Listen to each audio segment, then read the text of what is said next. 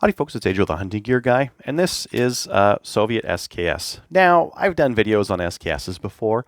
I thought I'd do a new one to shoot it in 4K so that anyone out there with a 4K TV that wants to watch it in all HD glory can get it. And two, of the different SKS reviews I've done, I've had little things that I want to tweak in them, so now I'm just going to reshoot it and do it all on one. So this is a Soviet SKS. They also made them in Chinese and Yugoslav and maybe some other ones, but those are the main ones you find. Here in Canada, the Soviet and Chinese are the most popular, and those are right around, again, that 200, 225 mark. I've had Chinese ones in the past. This is a Soviet, and they're really interesting. These rifles are semi-automatic, and they fire these 7.62 by 39 cartridges that are nice and inexpensive. They're because that's the same round that the AK-47 end up using. There's so much ammo out there that's available that's very inexpensive. You buy it by the crate, and it makes this a really fun plinking firearm. So you can take it out to a gravel pit and shoot some rocks or whatever with it. So one of the most, if not the most inexpensive centerfire rifle cartridge. Nice light recoil because, again, it's not a huge cartridge. It's intermediate sized, so it's definitely less kick than a 308 or a 30-06 or something like that. And yet it's still got that satisfying punch to it, so it's not like a 22 or something like that. So really interesting cartridge, and the rifle itself is I would say really convenient for shooting corrosive ammo, because a lot of the 7.62 by 39 uses corrosive primers. Some rifles that shoot 7.62 by 39 are kind of a pain in the butt to clean. Personally, I think the SKS is easy enough to clean, and they've got a lot of the right parts chromed, so it's not too bad to shoot that corrosive. So we have, at least here in Canada, an inexpensive rifle with very inexpensive ammo, and it's like such a utilitarian rifle that it makes for a lot of fun on the range. So before we get in too far with this thing, let's just make sure it's empty. And the reason why I do this, and I say this on all my videos, is I want people out there to get good habits. If you're going to start monkeying around with your gun, and if you're watching along with me, check yours too. So my mag's empty, my chamber's empty. I'm good to show you guys some stuff on this rifle. Now on the SKS, there's a couple of things I really like. I really like the simplicity. I really like that they don't really have a lot of features on here that you don't need. And I really like the simplistic design of it and simplistic way that it comes apart. It's a very utilitarian rifle, and you can see it when you look at the design of it and how it's used and the blocky nature of it. But that all works really well for disassembling, cleaning, shooting. It's all kind of nice. It all kind of works together to make for a fun little rifle. So there's, again, a couple of features I just want to show you. One's the safety. Now, some of these will have a nice clicky detent on them, and some of them will not. There's that safety down. Safety is on there, so it will not fire. Safety is off, and now it will. Again, I am empty here. And if I pull that trigger, I'm going to show you guys this. The SKS triggers are not fantastic. They're terrible. Check this out. Oh, yeah, I'm moving. And there we go. They don't have to be like that. This is just an untouched trigger. Now, one thing you could do is just shoot it a lot, and another thing you could do is polish the sear and hammer the mating surfaces that are acting against each other on this trigger. The other thing is you could go get a Murray sear and put that in, and that'll also help with that grit. Now, in terms of the trigger pull weight, you can see there that it's pretty heavy. M Carbo sells a spring kit, I believe, as well for the SKS to kind of tune it in and reduce that trigger pull weight there. So there's a couple of different options, again, like I mentioned, on the trigger pull. Now, one of the things I really like on the SKS is the simplicity of action. There's nothing you really don't need. All we have is a single reciprocating handle on the right-hand side. I really would prefer if it was on the left-hand side, because then you could reload and charge and then keep your right hand over here. But since you need to use your right hand for the stripper clip, tomato, tomato. So we've got that fixed charging handle on the right-hand side, which means if you ever get a jam, you can always push it forward.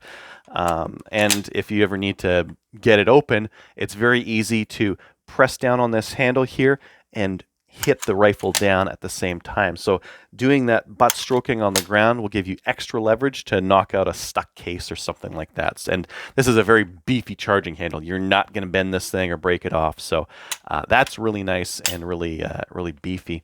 Now, one thing I will tell you, if you haven't shot an SKS before, you don't want to baby it. So you don't want to like put around in there and gently ease it forward like that. Just grip it and rip it, like let go of that charging handle. The gun will do what it's supposed to do.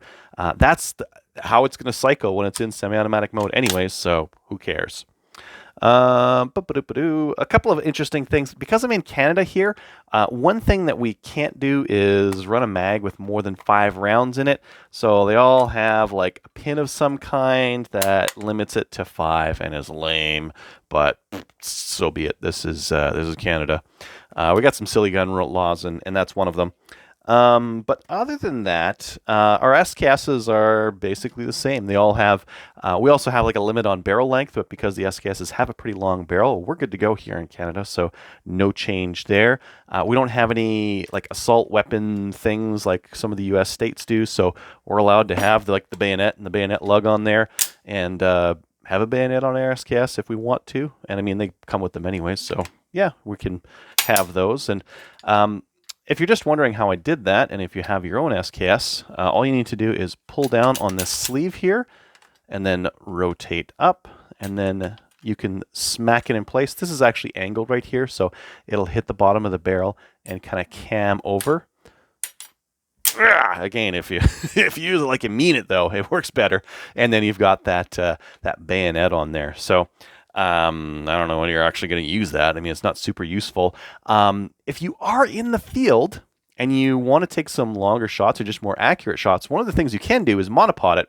So you can take this blade here, stick it into the ground, and now that will kind of be like your bipod, monopod kind of thing off the front, so it can steady your rifle a little bit if you need to.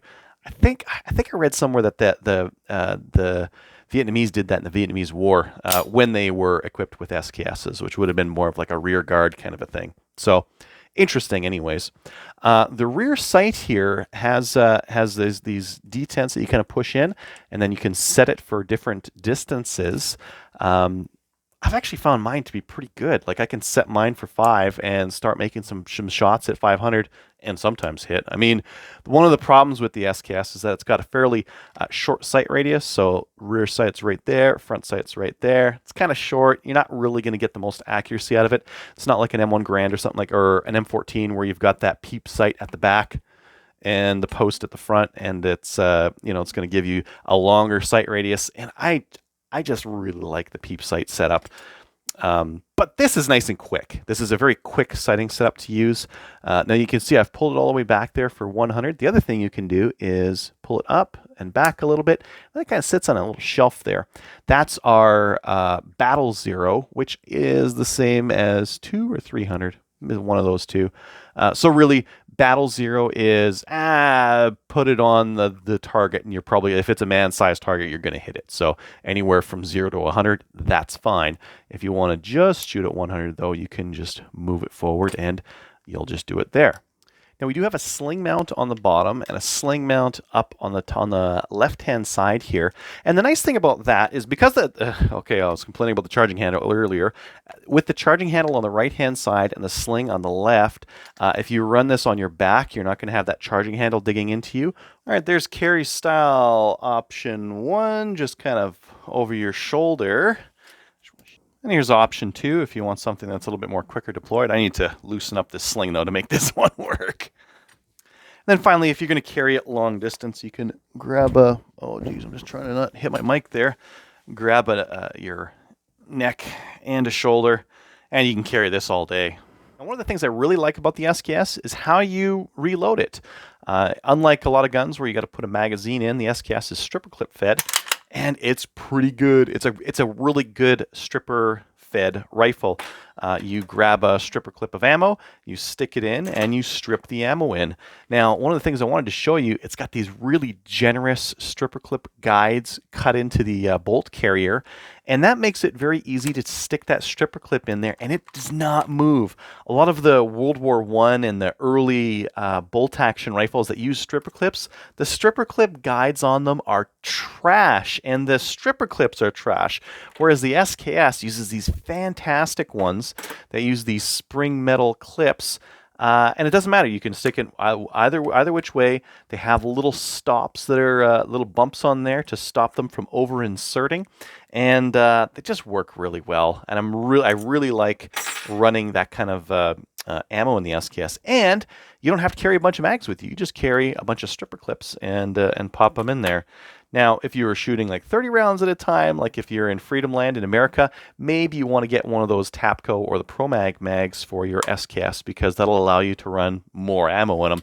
Up here in Kazakhstan, it doesn't really matter. We're like, in fact, you might even want to cut a couple of stripper clips in half and make these little fivers, just because if you're out in the bush, this is maybe all you need. And like with 5 in the gun and an extra 5 just kind of poking around your pocket, maybe one of these will do the trick just fine, right? Now you might look at this and say like, oh, that's kind of inconvenient. I mean, you could throw this in a pocket pretty easily, but they're kind of pokey. It grabs lint and that kind of thing. There's a couple of interesting ways that you can carry your SKS ammo. One of them's in like a purpose-fed, this is like a belt-mounted, rubberized canvas kind of a thing. So that would go on your belt, and then you would unhook it like so. And then you've got 30 rounds in there, maybe more. You might be able to fit more if you were to like, maybe like have one of them upside down and then maybe stick another one in there upside down. Maybe we can just jam 40 in there. But now it's not super convenient to be pulling these things out, and you're going to kind of get them jumbled. So if you want like maximum, you can get 4 in there, but I really prefer just having 3 stripper clips in there because they're easier to pull out and they're easier to get to, all pointed down like that. Just makes it an easier way to do. But up to you. You could put 4 in there if you want to. But this is a quick way to hold a whole bunch of rounds just conveniently on your side. And you can get this stuff on eBay for cheap. So that's option 1. Now, if you really want to go nuts, you can get these stripper clip chest rigs. Now, what these will do is you take 2 stripper clips and you pop them offset from each other like that, and they fit in these pockets. Sorry, this is really hard to do with the lights. Get in there. Something like that. And they'll fit all the way in there, and you can even put this pocket over top if you want to. Now, these things will hold a ton of ammo. Yep, something like that, and like that, and like that. And all the ammo you could possibly want. But it looks kind of silly. That said, these chest rigs are so cheap. They're so cheap. You get this stuff, again, on eBay. And, oh, man. I don't know how they managed to pull these out without losing, like, the odd round. Maybe they didn't care. Maybe they're just like, yeah, we'll lose one out of there. Do I have one sitting down in there? No, here it is. But that's an option too if you want. So let's go back to this thing and talk a little bit about some of the different modifications you can do on it. Now, one of them that you might want to do right off the hop is pick up a sight pusher. There's a couple that you can get that push this this front sight side to side, and also have one that can go in there and screw it up or down, so you can adjust that front sight for the type of ammo that you have. There's some on eBay on that kind of thing. You may need to mod it to get it to fit on here. So it may not be good to go out of the box, but they're like 10 or 15 bucks. So if you got 10 or 15 bucks and a drill bit, you can probably make it fit for your SKS. And then you can push the sight tower or sight whichever way you need to make hits. In terms of other mods that you can do, the trigger one, like I mentioned, is a really good idea. Some people like doing a slip-on butt pad, not necessarily because like it has a ton of recoil and it's going to beat you up. I mean, yes, it's got a steel butt plate on it, but it's an intermediate cartridge. It doesn't have a whole lot of kick. But some people do a butt pad on it, or a slip-on butt pad, to give it a little extra length of pull. Because one of the things about the SKS is that they've got a very short length of pull, and it's super duper duper compact. And some people don't like that. Some people would rather have a little bit longer of a length of pull. So option one, slip-on butt pad. Option two, you can swap out the stock. Tapco and a couple of other ones make stocks. I don't really like them. I kind of like the look and the feel of the wood stock, but up to you, right? If you don't like the length of pull on your SKS, well, one of the options that you could do is a different stock. There are some brakes that you can get for these things that kind of twist over the front sight tower. Again, I don't really like the brakes on these things. One reason, this is a nice plinking rifle. Taking it out and plinking away is kind of fun, and an extra brake just makes it a little bit more obnoxious, and who cares? And if you do end up going hunting with one of these things, you definitely don't want to brake on it, because that's going to really hurt your hearing. But if you just go to the range and that's all you do, maybe a slip-on brake. I don't know. It's not something that I would do myself. Optics mounts. There are a couple of different ways you can get an optic on these things. They all reduce the utility of it a little bit, but if you really, really like optics, or you can't see the front sights or something like that, there's a couple of different options. One, you can actually take this rear sight out, and you can put a peep. There's a peep that you can get that sits just right where this rear sight would have been. So there's an option. Another option, you can take out the rear sight and you can get like a little red dot mount that'll go right here. Those are kind of interesting because you can still load using the stripper clips, and you're not forced to go to a magazine, because that red dot will sit over here. Another option, you can replace this rear pin and you can get a rail that goes over the whole top. Some of them are actually cut to go around here, so you can still use stripper clips. Some of them aren't, and you're stuck with using mags with this thing. Which, I mean, I guess it really depends on what you want to do. For myself, I really like the stripper clips. I really like how that's how they sit in my ammo tins, is just all on stripper clips. You can buy check ammo and a lot of stuff that comes on stripper clips, and if it doesn't, you can just buy extra clips, and who cares, right?